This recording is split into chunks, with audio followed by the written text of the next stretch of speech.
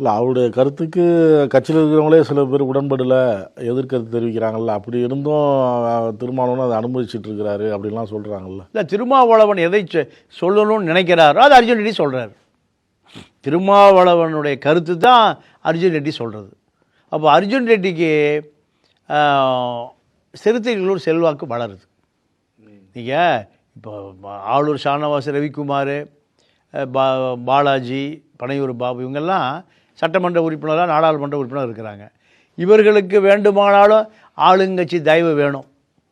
ஆனால் திருமாவுக்கு ஆளுங்கட்சி கூட்டணி தன்னுடைய கோரிக்கைகளை நிறைவேற்றி கொடுத்தா இருப்பார், கொடுக்கலாம் கிளம்பிடுவார். ஏன்னா கடந்த காலத்தில் திமுக அதிமுக மாறி மாறி தான் பயணம் பண்ணியிருக்கார். இப்போ அதே போல் திமுகவில் இருக்கணுங்கிறதெல்லாம் ஒன்றும் கொத்தடிமை எழுதி சாசனம் இல்லை. திமுகவோடு பயணிக்கிறார். மாற்று கருத்து வரும்போது தேர்தலில் அதிமுக போவதற்கு வாய்ப்பு. அடித்து சொல்கிறாரு கூட்டணி இந்த கூட்டணி தான் அப்படின்னு. இல்லை, இன்னும் ஒரு வருஷம் இருக்குல்ல.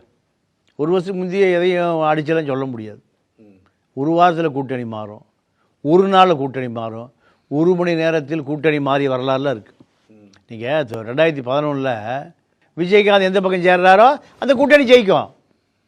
ஆனால் கோயம்பேடு கல்யாண மண்டபத்தில் புறப்பட்ட விஜயகாந்த் எங்கே போய் சேர்ந்தார்? பாய்ஸ் கார்டன் போயிட்டார்.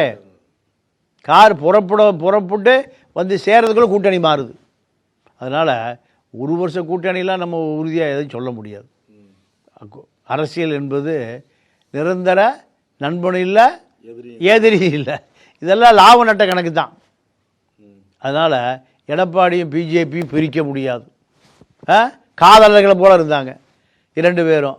கடைசியில் என்னாச்சு? இப்போ கீரி பாபாய் போச்சு. மறைமுகமாக அந்த உறவு இருக்குன்னு சொல்கிறாங்களே. இல்லை, மறைமுகமாக நேரடியாக இருந்தீங்கன்னா சிறுபான்மை முஸ்லீம் ஓட்டே போட மாட்டாங்க. சிறுபான்மை ஓட்டுக்காக தான் பிஜேபியிலேருந்து பிரிஞ்சு வர்றார் எடப்பாடி. ஏன்? சிறுபான்மை முஸ்லீம், கிறித்துவர், தலித் இன்டலெக்சுவல் ஓட்டு 20% இருக்குது. அதுதான் திமுகவுடைய வெற்றி. திமுக இந்த தடவை ஜெயிக்கிறதுக்கு காரணம் என்ன?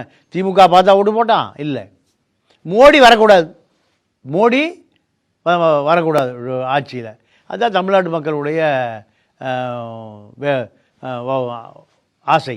அதான் தேர்தலில் ஓட்டு போட்டான்.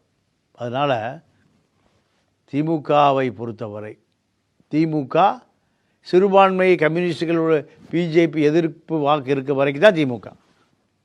இந்த எதிர்ப்பு வாக்கெல்லாம் அணி மாறிச்சுன்னா திமுக கடந்த காலத்தில் வெற்றி வராது.